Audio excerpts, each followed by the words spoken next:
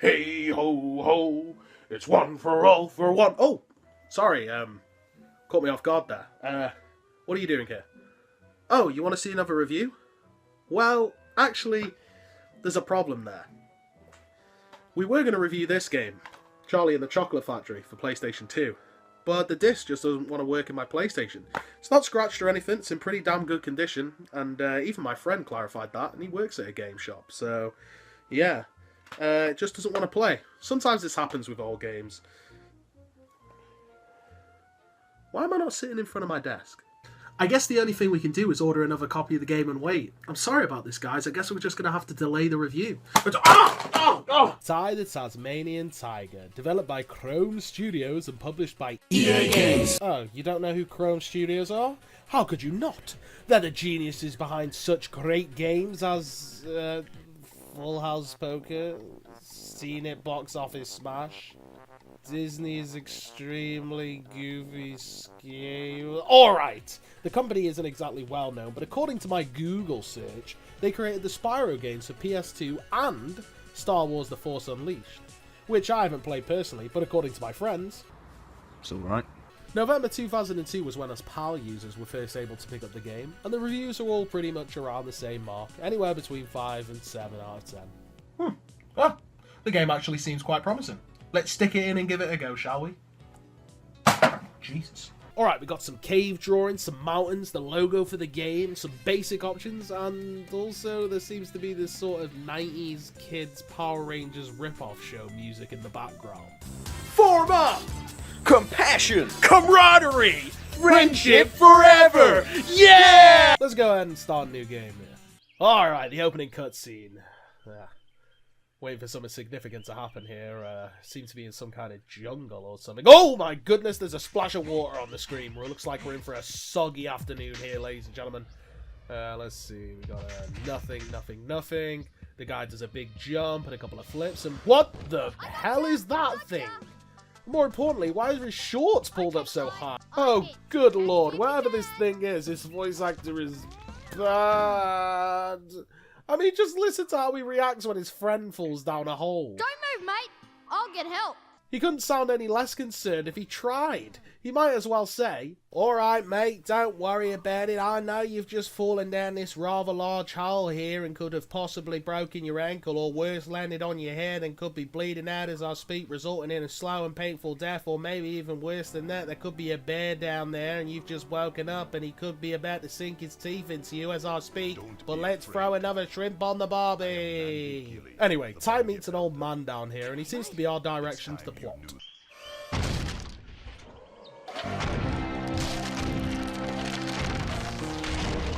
Hang on a minute here. This is all well and good, but could anybody actually fill me in on what the fuck is going on in this game? Seriously, I have no idea what's happening. All I know so far is that this guy's called Boss Cass, and he appears to be in a bit of a bad mood. Alright, we got some sort of explosion here, whirly vortex thing, and we're back with the old man again. Hey, what are you doing? Oh, me? Oh, I'm just lost. Completely and utterly lost. It isn't all bad though, because we are introduced to Murray, who to be honest is a pretty solid character, and this time his voice actor actually sounds like he isn't dead inside.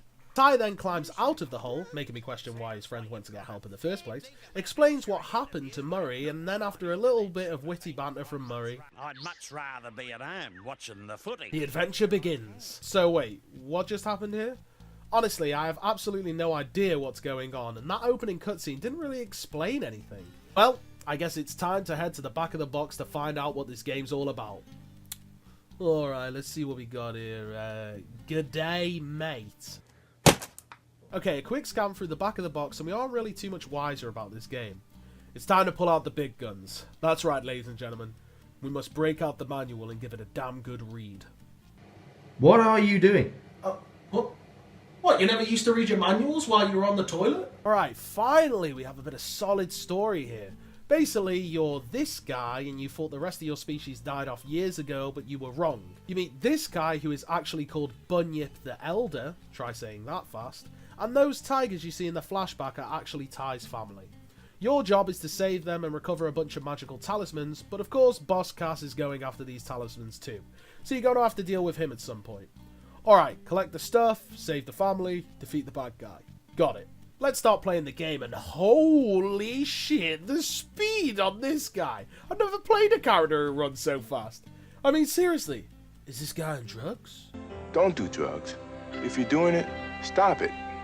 Get some help. Okay, so we start the game, and naturally the first thing I do is I see if I can jump off the edge of the cliff in the game. And you can! After this pathetic excuse for a swimming animation, we make it to the land, and I start looking around and I find this rainbow looking thing. Apparently we can't use it till later, so I just put it in my pocket, I guess. Anyway, I spend a little bit more time running around, and...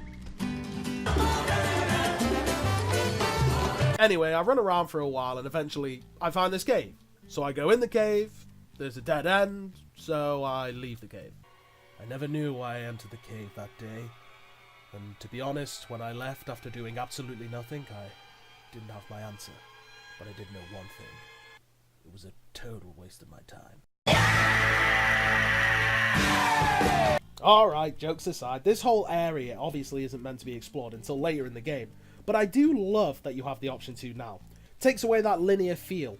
And yes, the game just expects you to run forward when it drops you in the middle of nowhere. But the developers have considered that some people may choose otherwise. This, in my eyes, is awesome, and gives the game a little bit of brownie points. Also, straight off the bat, the game looks pretty nice, and plays the way you expect it to. Yes, Ty himself is a little faster than you, well, deem possible, but his controls are pretty tight, and not like he's running on ice. So after about 5 minutes of play, you get used to the speed he's going. So eventually, I went the way I was supposed to, and I'm greeted once again with Murray and a koala called Julius.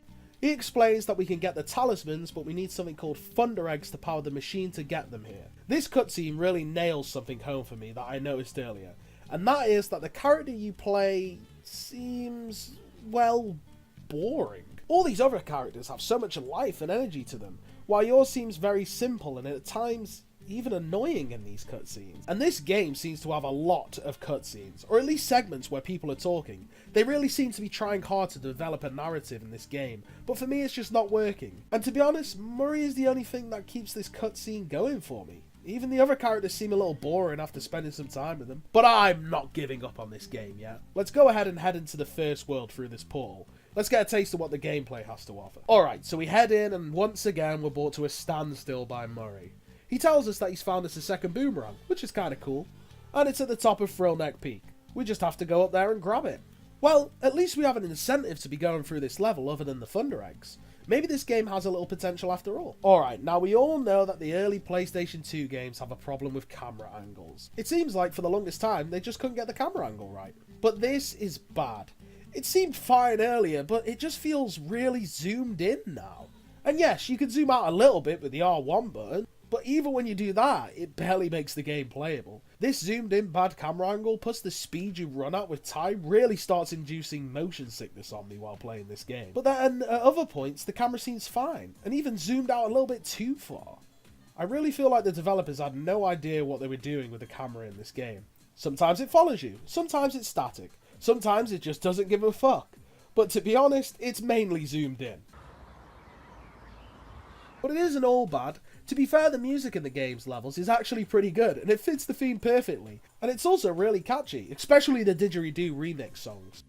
What's that? You want to see my didgeridoo? Hey? Well, I've got it right here, actually. I mean, you can't deny that the game is charming. The developers really tried to do something special. Just look at what they use for checkpoints in this game.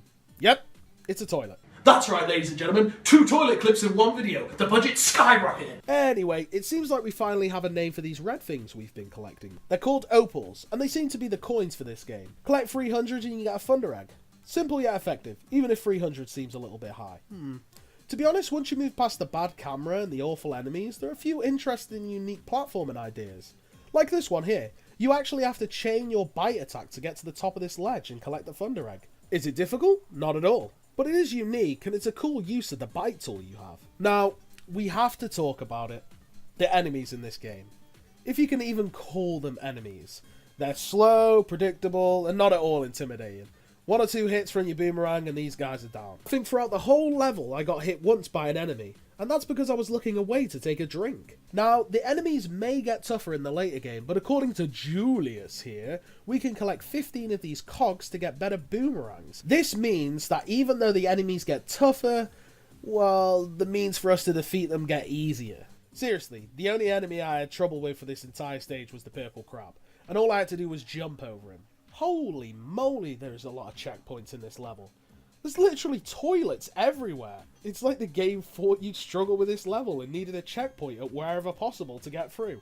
Honestly, a 5-year-old me would have no issue getting through this stage. Finally, after tedious enemies and interesting, yet easy platforming, we get to our second boomerang, and Mori gives us a challenge to defeat 8 of those frills to get a Thunder Egg. This is it, the big moment. I'm basically a gunslinger in the Wild West with these 2 bad boys, and those frills may only take 1 hit, but they're swarming in that area. And it's a complete and total fucking walkover, with the only problem being the camera angle, of course.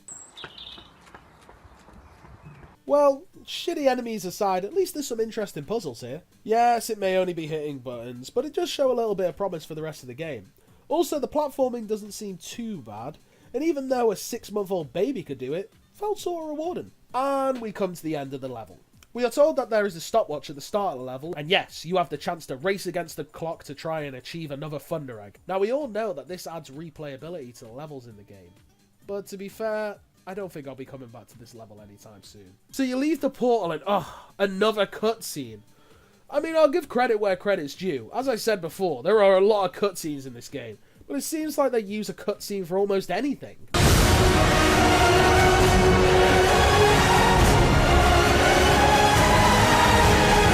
So the cutscene reveals that one of the talismans have already been found by the bad guy, and I bet you this, most of you have already forgotten his name was Boss Cass.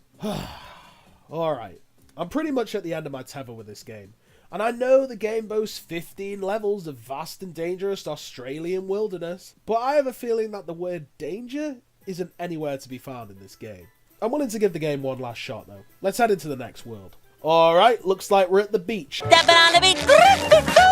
And we meet another character here, Rex. And to be fair, it looks like Rex is going to teach us how to swim. Now, to be honest, I don't think following up the first level of your game with an underwater swimming base level is the best idea, but it is something new. And apparently we get a new pair of boomerangs to use underwater, meaning that we're hip and cool. Yeah, boy!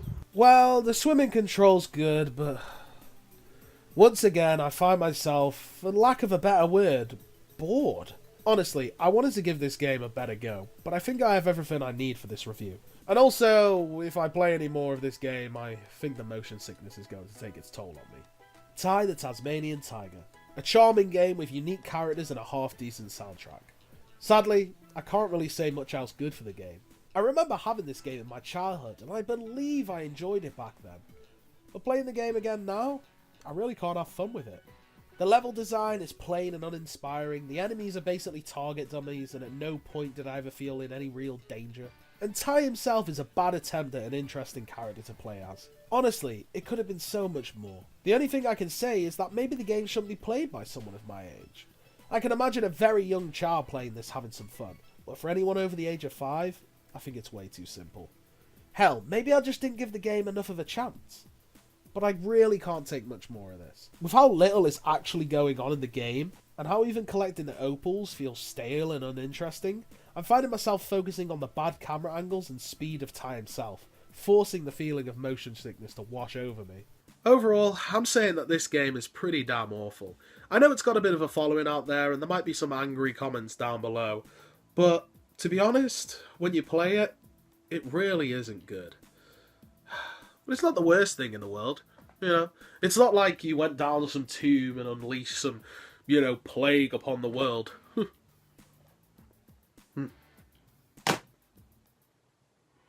Oh god, no.